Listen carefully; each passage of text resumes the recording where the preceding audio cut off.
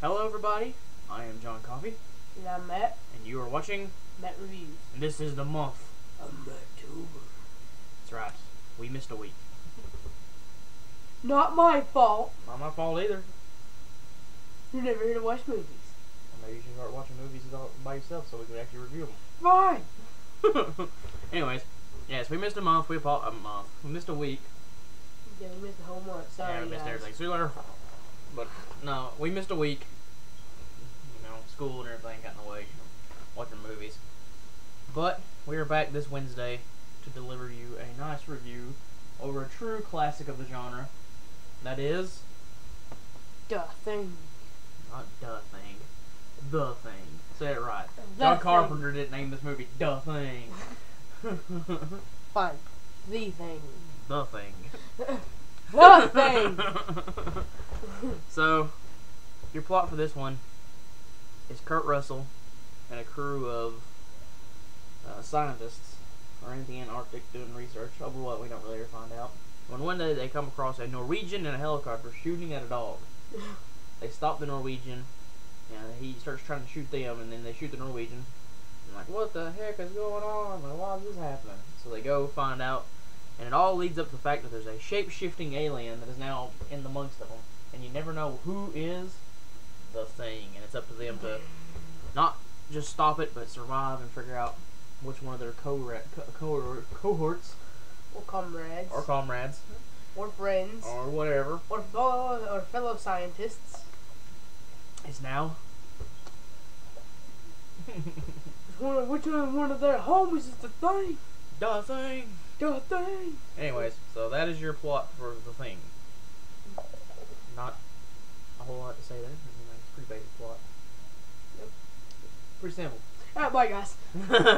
It's pretty simple. I mean, like, for such a brilliant movie, the plot is so simple. Yeah. It's just a group of scientists trapped in the Antarctic with this alien who they don't know what it is, because it can be anything. It can turn into anything. The thing can be anything. This movie is remarkable. It's even mediocre. What? It's a joke. Mediocre? It's a joke. I'll smack you. It's a joke. Alright, so what did you think about The Thing? I thought it was really good. Bye, guys. I thought it... What are you doing? I thought this was a really good movie, and I recommend for everybody who likes the genre of horror to watch it. Well, it's not just horror, it's also a sci-fi film. Or sci-fi, Yeah. or horror, or people just love seeing people's guts and stuff everywhere. Well, first of all, the first thing to talk about this movie is one of your favorite directors of all time is the one who directed this movie. Carpenter. That's right, John Carpenter. I mean, the master. The master of... What do you call it? He's the master of everything, but, you know. The master of everything except for Ghost of Mars. Well. And, but, you know, he's one of the so-called masters of horror, you know, when they did the show. Yeah, the Masters of Horror show. He's a quote-unquote a master of horror, and, you know, his direction has never been more on point than in The Thing. I mean, yeah. it was a huge undertaking of a film. I mean, it's a pretty big film, And you know. it got beat by freaking E.T. That's like what I was going to say. It is actually a huge flop, too. It pretty much killed Carpenter's career. I mean, he was never able to get to super high statuses because of how bad The Thing bombed. Yeah, because of freaking E.T. E.T., you die. Don't go up against Spielberg, I guess, is the lesson in that whole situation. How about this? E.T., go and die. Well, another thing I think is very important to talk about is Carpenter, who normally scores his films, did not score this movie. No. In fact, it was the legendary Ennio Morricone. Yeah, Ennio Morricone, who, you know, of course, scored. You said Drake. I know. I'm tired today. It scored almost all of Sergio Leone's westerns. And Yeah. Good, Bad, the Ugly, Fistful of Dollars, A Few Dollars More, Once Upon a Time in the West, and did a very good job with the score of this movie. Sounds very Carpenter-esque. Yeah, I thought it was Carpenter at Very, first, and then said, very cold, very minimal. yeah. We were watching it at the very beginning, and it was, and it sounded just like Carpenter. I was like, that's Carpenter's music that Ennio Morricone scored by. It's a very cold, minimal soundtrack, which is unusual for Ennio Morricone, who likes to be a little more bigger and a lot of layers. A lot of Ennio Morricone uses a lot of layers in his music, where Carpenter's always pretty minimalist. And he coached, or not coached, but I guess directed Ennio Morricone into that direction, and came with a very good soundtrack they worked on together. Yeah. Well, let's talk about the gore. Okay, and he can't get away from it. The gore. You can't talk about this movie without talking about the makeup effects of Rob Bottin. This movie is messed up. I don't know if I call it messed up, but it's got some of the single most phenomenal makeup effects that have ever been put to film. The transformation scenes, are amazing. Mm-hmm. But you said, "Oh, I wouldn't say messed up." Are you sure about that? It's not like that. I've never been disturbed by the thing. I was like, "Oh my god!" I never watched it and go, oh. I was like, holy Jesus, what an amazing makeup effect. Yeah. I better not say you knew the makeup. Not spoilers. Well, you can say it like this. There's a scene where a guy is having a heart attack, and they're like, and he got the paddles. I was like, clear. And when he goes to shock his stomach, it opens up in his mouth and rips the guy's hands off. And from there, it's like, and his head tears off and like grows his eyes and legs and crawls off and. Yeah. Many people talk about American Werewolf in London's makeup effects. And it was great. Rick Baker, he's a phenomenal.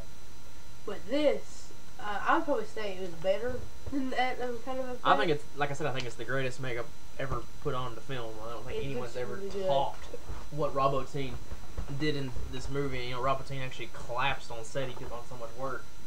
Unless you listen to John Carpenter, who says it was chemically fueled.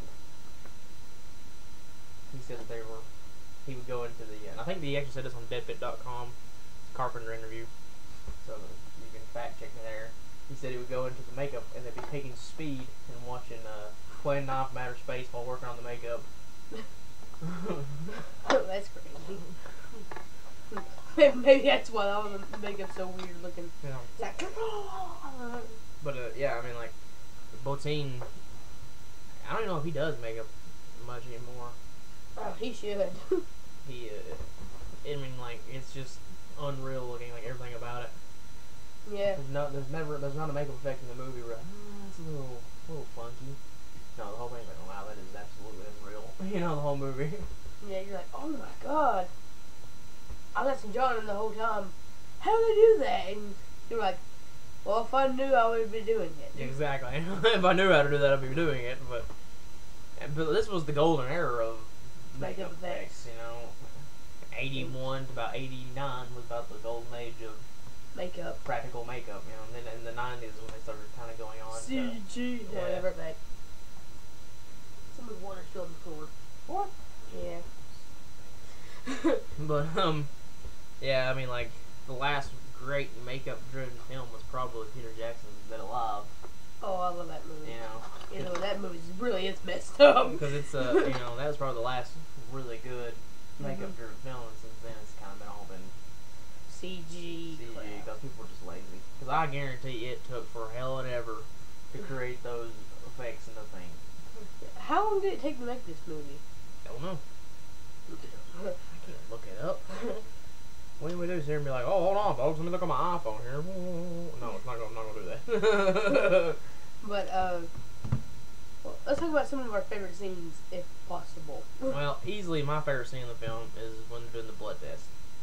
Oh yeah. Oh yeah. Kurt Russell's like, I thought you'd say that. That's what we're gonna do you last. Yeah. Spoiler. But if you're watching my channel and you have not seen the thing, what is wrong with you? Yeah. I mean, it's truly a classic of the genre. I mean, okay, like, but they had the blood sample. I didn't even say whose blood went off. Yeah, he What's he doing? He takes a piece of copper wire, heats it up, and sticks it with the blood because the thing, every bit of the thing is its own entity. So if he touches it, it hurts. Ah. Yeah, and he goes, so I'm gonna check you first. And he jumps out and scares the crap out of me. And then that guy, we're not supposed to say who, his head blows off and crap. Rips in half and starts like eating the guy. He's like, oh! Which is the only effect of the movie I think is kind of weird. And it's not the makeup effect; it's the dummy. Yeah, it's like, oh! He's like, hold on, there's fucking. The guy's flopping around. That's the only effect of the whole movie. I'm like, that's a little weird, but you know, it looked pretty cool. It's not the makeup; it's the dummy that looks weird. Yeah, but what I like about this, one thing that's funny about this movie, every time they find out it's the thing, right? They kill it first. They all freak out too. Yeah, they're like, oh, oh. But Kurt Russell pulls out the flame torch, and the guy who gets chopped up and crap, he's like, oh, he's next. And also, you know, speaking of Kurt Russell, this is my humble opinion, Kurt Russell's best performance.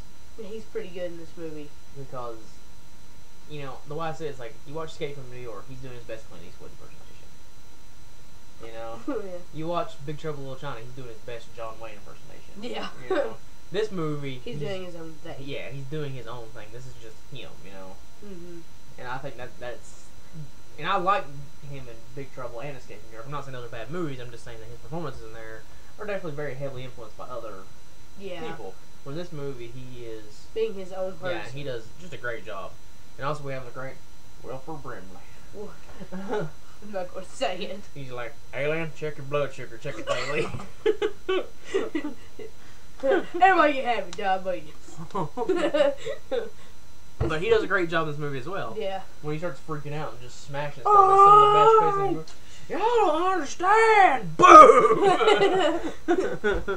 I gotta check my blood sugar. So yeah, that's awesome. An awesome scene. And he's awesome. And it also has Keith David, who most of you would know from another John Carpenter classic, They Live. Yeah. Which has, there's actually a Lost Matt Reviews. Yeah. Where we reviewed the They Live. I might actually put that up. It's on my laptop. Yeah, we might do that as an extra sometime soon. The Lost Review.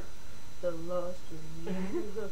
If he can find out how to do it, I'll email it to him. All you gotta do is get on the internet and upload it to your computer. Maybe that'll be up sometime this week. After this video. But yeah, Keith David he's awesome in it. He's kind of a skeptic guy who's always kind of like, he's like, no, there's no way. No, I wouldn't say he's not like there's no way. He's more like, he's like, how do we know you're not the alien? How do we know you're not the thing? Yeah. Also, is this a spoiler? Hold on, I'm just thinking this. What? Okay, but there's a scene where the dog at the Norwegian guy's shooting at. My bad, you're sorry. Oh. And that same dog, and they put him in the pen, right? And then turns into a freaking alien, starts trying to eat the dog. They flame torches A. They flame torches A. Yeah, I mean, like, it's like, you know, the word classic is thrown around a lot, but it can only stick to a few films, and I think that the thing is a classic. And in my humble opinion, John Carpenter's best film. Yeah. Maybe not my favorite, but it's his best movie for sure, and it is definitely one of my absolute favorite films of all time. I know I said Halloween was my favorite John Carpenter movie. I think I gotta change my mind here. When I first heard of this movie, I heard it was really good, but I didn't think it'd be as good as Halloween. But then when I saw all of the makeup effects and the atmosphere of the movie, it just freaking blew Halloween out of the picture. Well, I wouldn't say it blows Halloween out of the picture. Halloween's still a classic. Yeah, it's still a classic. But still, when I was watching this movie, I didn't even think about it. I was like, oh my god.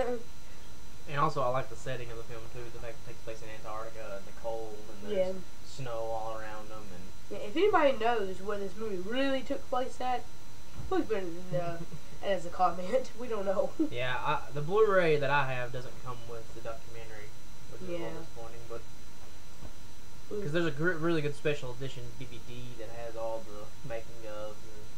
Yeah, I want to see that. I thought the Blu-ray would have it, but all it has is a commentary, so maybe we should listen to that. It's got Kurt Russell and John Carpenter on it, so. You know what I just thought of? What?